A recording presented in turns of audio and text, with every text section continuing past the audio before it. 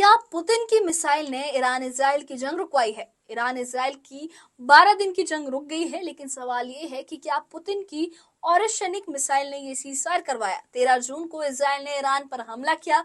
Iran ने जवाब में 600 मिसाइलें दागी। फतह 1 जैसे हाइपरसोनिक मिसाइलों से इजराइल हिल गया।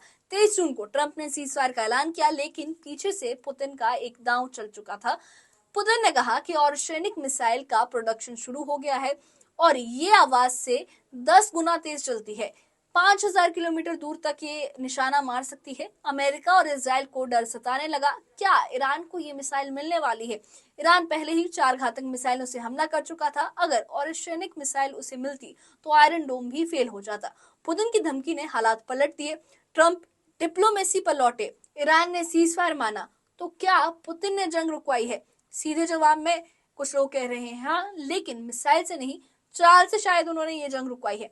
इस बारे में आप क्या सोचते हैं? हमें अपनी कमेंट बॉक्स में राय जरूर बताइए और इस मामले से जुड़े अपडेट्स के लिए और ऐसी ही खबरों के लिए हमारे चैनल के साथ बने रहिए। हमारे चैनल को सब्सक्राइब करिए। शुक्रिया।